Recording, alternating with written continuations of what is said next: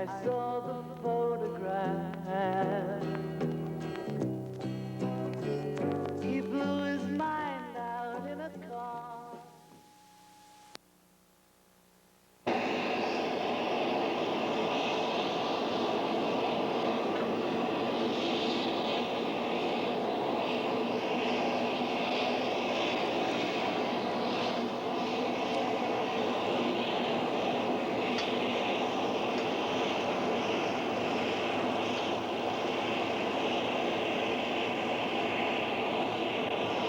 Have you ever looked up in the sky, seen an airplane flying by, and wondered just what type of guy the pilot is?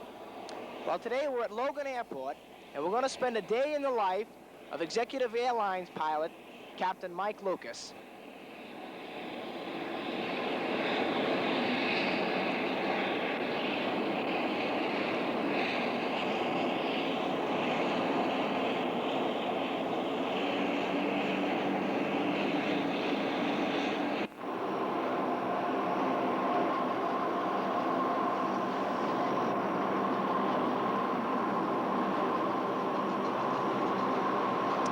Captain Lucas has just finished pre-flighting the plane, and right about now I think we'll go over to the gate, taxi the plane into the gate, huh? Good morning, John. Yes, we'll be taxiing up to the gate now and checking the weather and giving ourselves a briefing up there with operations and all. So if you'd like to come with me to the gate, we'll proceed up there now. Okay, sure thing.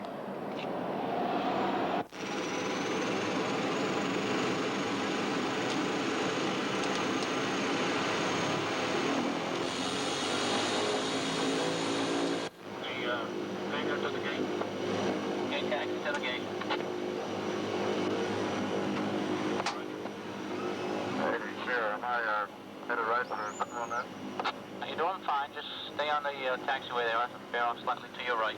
Guys will be working off your left as you go by. Thank you. Full left will be the first runway you come to. Will be straight out. Thank you.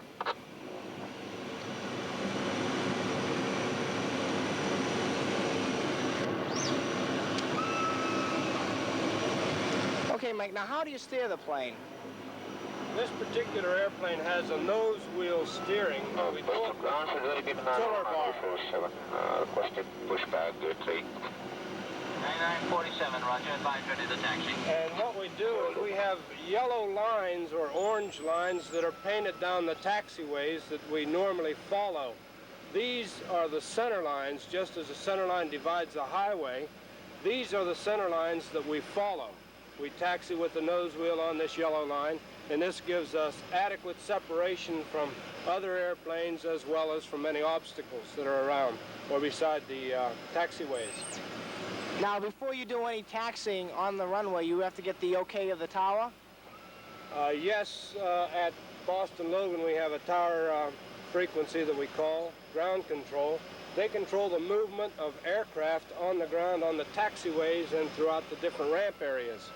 They're the ones who give you adequate separation, and they sequence you so that you don't have one man trying to come up and get in front of another. Each one is given his turn.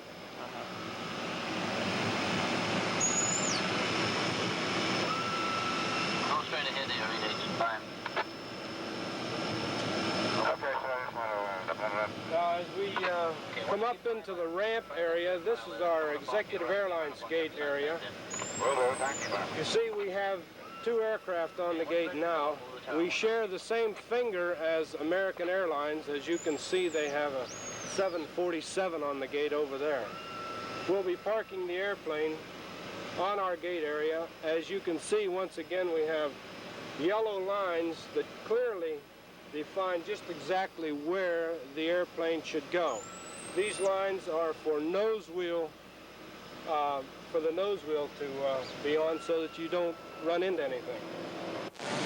Well, John, as you can see, this is our operations crew lounge area. We have our weather machine, we have our NOTAMs and the immediate notices to the different pilots. We have the other room, which is the lounge area. We also have the chief pilot's office. We have a telephone, we have current weight and balance information. What we do here is when we come in the door, we usually check our weather to the stations that we're flying to. This is the latest weather as observed by the observers each hour on the hour. You can see right here we have New England states, and it lists the different communities: Burlington, Montpelier, Augusta, Maine, Portland, Maine, Lebanon. Today our flight that will be going on a little later on will be to Portland, Maine, and then we'll be returning to Boston. Portland, Maine right now is, the weather is very fine, operational, about 10 miles visibility, the temperature's 40. What I'll do now is I'll make a call to our dispatcher. I'll check in with him, find out if everything is running on schedule, if there's any changes in my flight, and then he'll give me the information. Probably we'll have enough time for coffee after this. Hello, dispatch. Captain Lucas. Yes? Okay, no changes to the schedule today. I'll be flying ship 383 EZX to Portland, Maine as scheduled. Okay, thank you. Now, is this common? Do you always check in with the dispatcher when you come in? Well, the dispatcher is the, you might say, the nerve center, the controller of the operation. He's the one who has to coordinate all the flights along with the passengers and making sure that if there is any changes in the weather or if there happens to be any changes in the equipment, say one airplane to another, he would inform us, then we would then take the action down here. He's not located right here on the same floor. He's located where he can get, where he's in direct communications with all the different outlying stations. Burlington, Vermont, Portland, Maine, and so on. Okay. Okay, now if you want to have a cup of coffee, we have time for coffee now. Sure thing. Mike, how did you get involved in flying? How did you get interested in flying? Well, I think really I owe it to my Uncle Paul. He was involved in aviation in the Second World War, and after the Second World War he was a private pilot. He did some flying himself, and he just sort of got me interested in aviation. As I grew up, the community that I grew up in, East Liverpool, Ohio, we didn't have any airports really in the immediate area, so I didn't get an opportunity to go to any airports like that. As I did grow older, however, and, you know, got an opportunity to go to different other areas, like around Pittsburgh, Pennsylvania, which is not too far. I could see the airport and watch the airplanes and so on. I always had an interest, and as a result, I thought that possibly this might be what I would like to do. I really actually got involved, I suppose, seriously around 1964. When was the first time you soloed? That was in 1964. I soloed in 1964, and I got out of the Army. When I left the Army, I went into aviation, the Embry-Riddle School of Aeronautics, and I got my all my training through Embry-Riddle. After I got my training at Embry-Riddle, I went out seeking employment, and I came north to New England and flew for a couple small operations in Rhode Island. How did you get involved with executive? While I was in Rhode Island flying for these two operations down there, I heard about Executive Airlines and that they were a growing outfit. So I came up, I filled out my applications, got my interviews with the chief pilot, took a couple rides. They, at that time, gave sort of a ride to find out if you had any knowledge or experience. And I was hired or employed by them in 1966, about 7 years ago now. Is there a lot of training involved before you're able to fly an airplane with passengers on it? It seems like not very much when you call it 200 hours of experience to be a commercial pilot, but, and training, of course, but if you take 200 hours, when you stretch it out in an airplane, the actual 200 hours is quite a sizable amount of time and training. And when you get involved in the different ground school, the aerodynamics of it, the navigation, just the procedures involved, then it starts becoming an education in itself and a profession, which it actually is. Our company, of course, meets the specifications and requirements of the major airlines such as Delta or Eastern, and our pilots are trained every 6 months and check rides every 6 months by designated FAA people. John, this is the tower cab at Logan Airport here at Boston. The references I make to the control tower, ground control, and local control, these are the gentlemen who make it an easier, simple task for the pilots to get in and out of the different airports, as they control the local traffic flying. Ground control controls the traffic on the ground, as I stated earlier, and also they give us clearance delivery with the clearances that are given to us for operations when the weather is bad. Now we can go on back downstairs and show you the dispatch offices of Executive Airlines. Okay. What's the area called, Mike? This is our reservation system, computerized reservation system, once again just like the major carriers. The girls here are taking reservations for our passengers, and they'll be booked on the different flights, and it's just, well, set up as a system. Today is Saturday, so it's a little bit quieter in here, but normally all the positions are occupied. Our next area will be the dispatch office. In the dispatch office, we'll be getting our flight release from our dispatcher. He gives me the flight release. I read it over. It tells me where I'm going, the number of passengers, and things of this nature, and weather. And then we take the flight to Portland. We'll be going back downstairs and departing for our flight in about a half hour. Turn it around. 246 next take, cross, do it.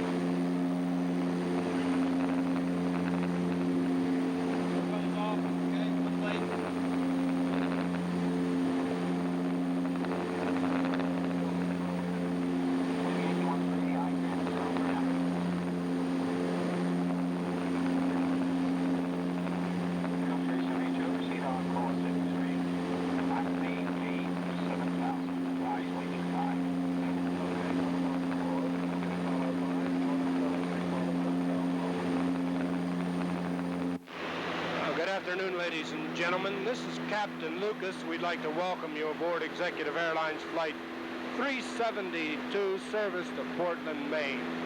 This afternoon we'll be flying at an altitude of 7,000 feet. Our speed across the ground about 200 miles an hour.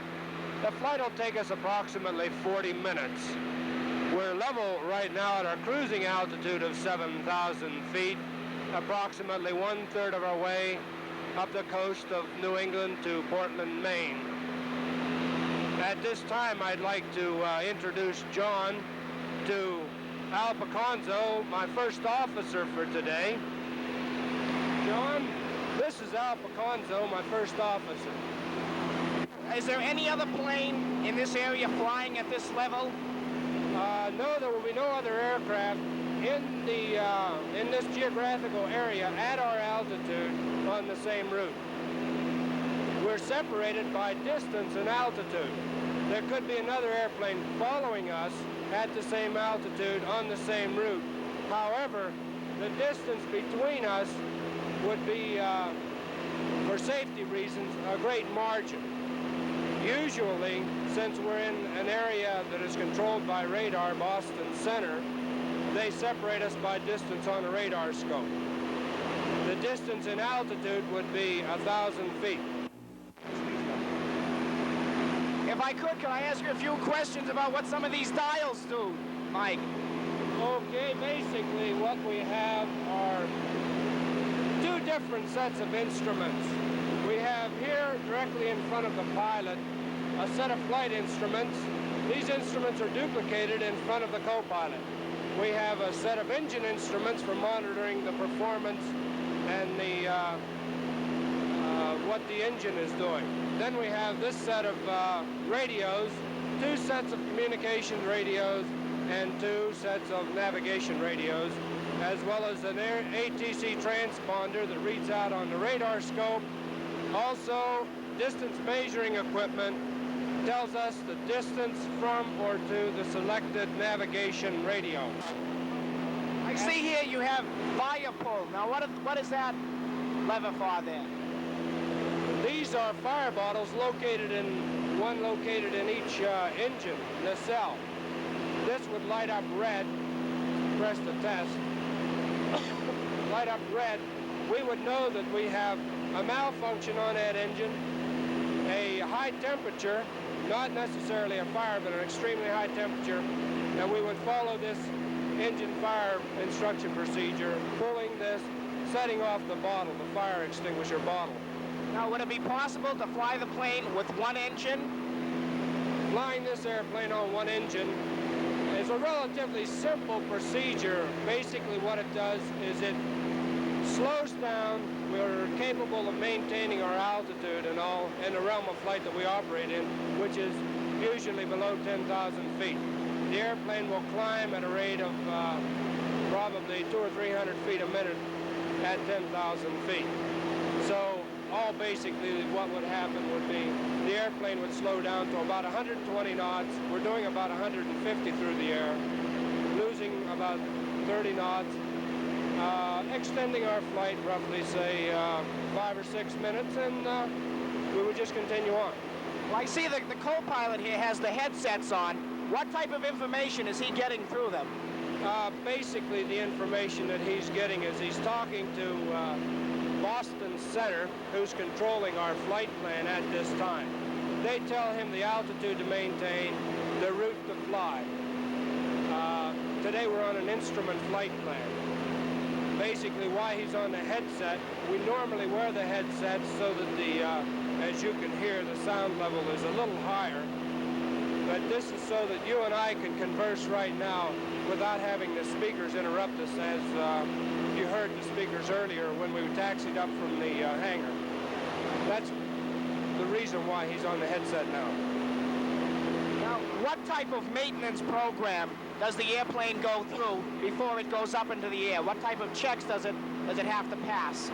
Well, the basic maintenance program that we have for the equipment that we fly is patterned directly after the FAA-approved programs for the large airlines, Delta, Eastern, National, American. It's an approved maintenance system.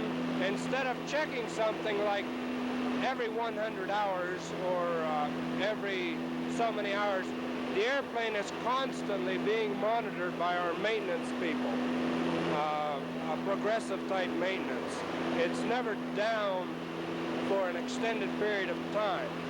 And basically, they just keep an eye on everything at a shorter interval of time. 50 hours, they do certain things. 25 hours, they do certain things. Some of these items may be done every 25 hours. Some of them may not be done until every 100 hours. Maybe some facts about the plane would be helpful. How fast can the plane go at top speed? Our cruise speed, the aircraft with the latest modifications, 170 knots through the air. That would be approximately 200 miles an hour. This is at altitudes of, say, anywhere up to 10,000 feet, roughly. That makes it a nice, comfortable speed for the distances that we fly. And the gross weight of the airplane, about 12,500 pounds. This airplane is capable of taking off and landing within a 1,000-foot unimproved strip. We do not operate it this way. We operate it off of hard surface runways, usually nothing shorter than about 2,500 feet. A very safe operation along these lines. We're standing here in Portland. We only have a few minutes. Portland's kind of a small airport, a lot different from Boston. I think one of the most obvious questions, Mike, is that as you're sitting in Boston or piloting the plane, and you see the 747s go by off to Europe or Paris or Asia, did you ever think of becoming a pilot on one of the big planes? Yes, I believe all pilots have had that dream, you know, fly for the major airlines, fly a 747 or a DC-10 or a Lockheed 1011. However, all of us really are not in a position to make application or be hired by these larger airlines due to the fact of some of us age, some of us education, say college, for any number of reasons. Myself, I think I'm just a little beyond the age limit that they would like to employ. And this, I think, has held back a number of people so far as flying, say, for larger companies or something like this. Do you think your association with the executive has really been fulfilling? Yes, I believe so. I've, as I say, been with Executive for 7 years. I've seen the company grow. It looks like it has a good, stable future. I think that actually it makes you feel really good to be part of a small organization and not be just sort of a number. You are known by name, and it does give you a little better feeling. It's one of those arrangements where you actually do come in contact with the passengers. You do sort of smile. You do tell the people where you're going. You're not at an altitude where you can't see anything, so you can describe the different things to the people. Fortune's Rocks, for an example, coming up from Boston to Portland. And the close contact with the people makes it just a little more rewarding, I think.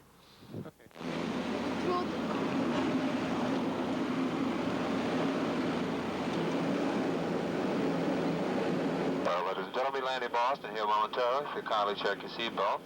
Says no smoking. It's been a pleasure to have you on board. For information, it is raining, some light rain at Boston at this time. Metropolitan Boston is just off our left wing here. See the Prudential building here off our left wing, the John Hancock building. Okay, yeah, Phil. Right. Portland back, no trouble. Right. Airplane's up.